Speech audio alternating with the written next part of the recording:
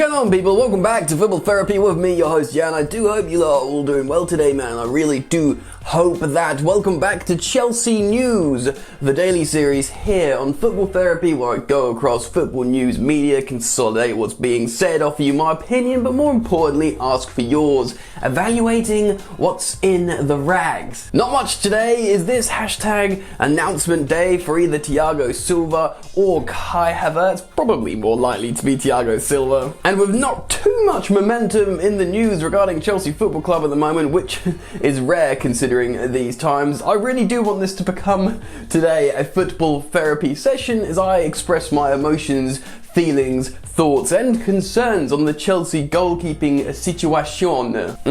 If you enjoy daily uploads regarding Chelsea Football Club, I'd urge you guys to subscribe to this channel, Football Therapy. Hey man, we are so close to 90,000 subscribers, soaring like the beautiful eagle that we are here on Football. What am I talking about? Anyway, if you do subscribe, please do hit the bell notifications icon. That's important. And if you want to support me, help me out, why not drop a like on this video? Thank you very much. Alright then, let's get into it. So, lots happening at Stamford Bridge / Cobham, wherever you want to say.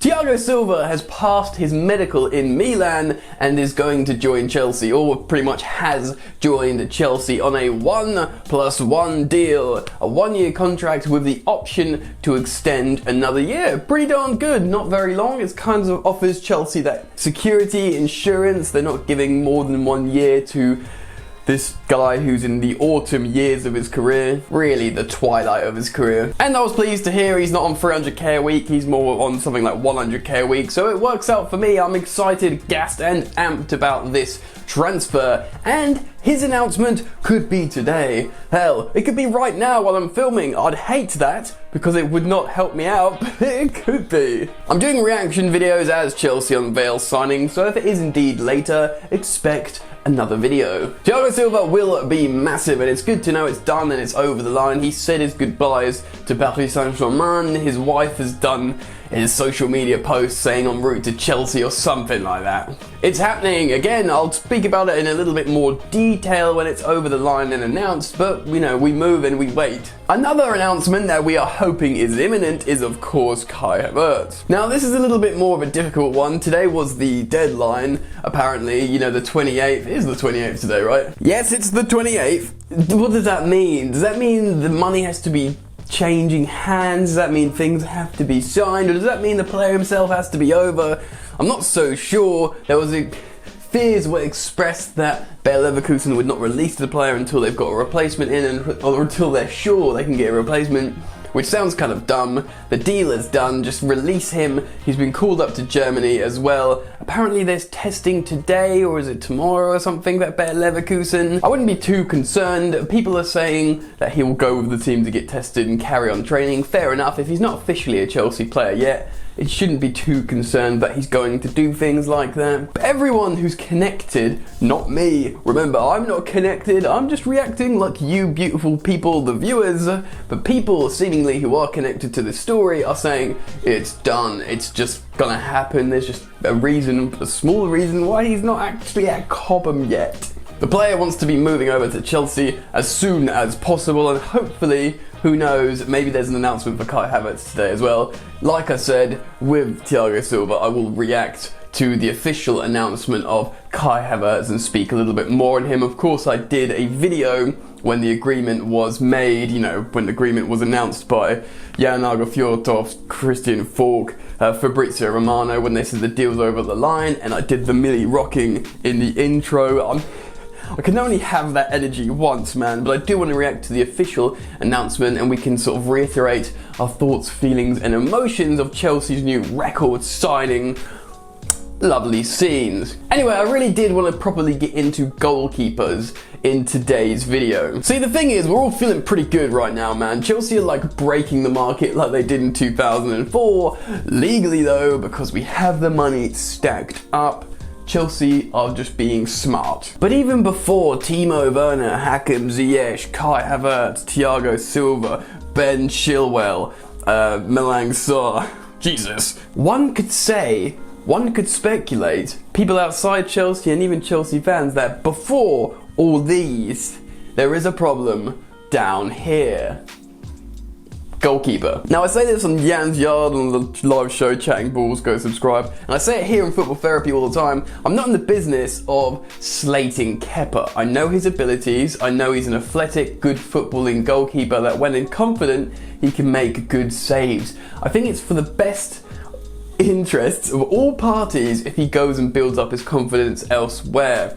Probably La Liga or maybe Ligue 1 or something, I don't know, whatever. I think Chelsea need a new goalkeeper no matter what. I know he's back in training with the Blues, understandably, he's a Chelsea player, but a lot of people would say because of the numbers, because of the shots faced and conceded and expected goals against and everything, he was the biggest problem. That sounds really unfair. I know goalkeepers play worse with an unsettled defence in front of him. I concede all of that, I know, but still, if there was a really high confidence shot stopper in goal, the season that's just gone, we wouldn't have conceded so many goals. It's really as simple as that. So, yeah, one would be forgiven for assuming that the goalkeeper is the biggest problem, and in terms of links and stories and gossip and momentum, we couldn't be further away from a goalkeeper, seemingly from our side. Obviously Chelsea do a lot of business behind the scenes and bang, a player can appear. So what's going to happen? Well, lately we've been linked to Ligue 1 goalkeepers, which I've spoken about in a video not so long ago. Chelsea have been linked to Mike Maignan, the 25-year-old Lille goalkeeper playing out in Ligue 1. Now, I've heard really positive stuff about Mike. That perhaps he could be France's #1 goalkeeper, that he's really highly rated. Obviously he's at a good age at 25, not too young, not too old. He should be able to back himself immediately to come in and make saves, even though Ligue 1 is actually the 5th ranked best team, La Ligue in Europe, which isn't that high. It's actually got very similar attributes and play style to the Premier League, so although the quality is a jump up, you know, maybe he could deal with the people in the box jumping on top of him, etc. It's rumoured to be worth around £30 million. I haven't watched loads of him, to be honest, man, I'll be honest, but at this point I'm kind of in the space where I'm welcoming any new goalkeeper. I'm not sure if Chelsea have made a move for him, but someone Chelsea have had a £15 million bid rejected for is Edouard Mendy, or Mendy. Mendy is a little bit older, at 28 years old, plays for Rennes. Apparently Chelsea has seen a £15 million bid rejected. Now off the bat, I'm a little bit cautious and inquisitive about this story and bid. £15 million for a 28-year-old. I don't think this would potentially be the kind of player Chelsea are looking to have as a starting goalkeeper. Yes, Willy Caballero has signed a new extension and Chelsea have sent Jamie Cumming on loan, so at the moment they have 2 goalkeepers. I think they've got youth academy players training with them, but who knows, maybe Willy Caballero is going to be 3rd choice and he was given a contract extension because he's actually very, very good to have around the training ground. Maybe Chelsea are buying a new 2nd choice goalkeeper in Mendy. Maybe he'd be very happy to do that with better wages and, you know, London, I don't know. Point being, it's very peculiar for Chelsea to go for a £71 million goalkeeper to 15 million when they're trying to get better. Obviously, I'm not insinuating Chelsea should pay more than 71, but you'd expect them to pay around like 30 million, kind of like Andre or Nana money. Or Mike Maignan. You see what I mean? It's very, very strange because all these stories that we've been listening to regarding Chelsea Football Club have all had momentum. We've known Chelsea have expressed a very strong interest in Ben Chilwell since December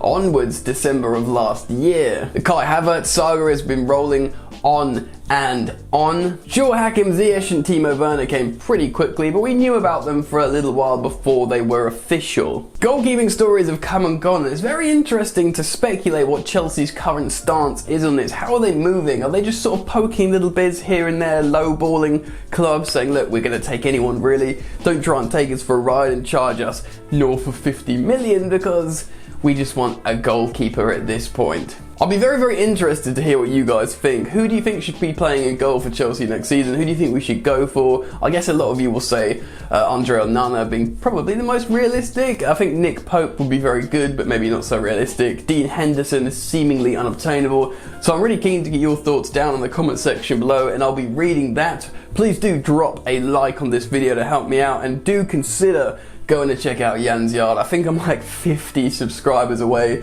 from 10,000, and I'm doing daily live shows on Jan's Yard, a series called Chatting Balls where we talk mainly Chelsea, but generally football around the world, the beautiful game. So I'll leave a link in the top of the description. Do go check out Chatting Balls on Yan's Yard and subscribe to help me push through the 10k barrier. That's it from me, everyone. Enjoy the football, and I'll see you later. You ain't so tough with that bad boy tuck. I'ma get it how I'm living, I'ma walk the walk. Outline my lines, I rap through thought. Body bag the verse, outlined in chalk. In my life seen trouble, hustle on the double. Silence on the trigger like my pick got a muzzle. Yo chick like to guzzle, bad boy stay in trouble. I only love this paper, sorry I don't. I love me baby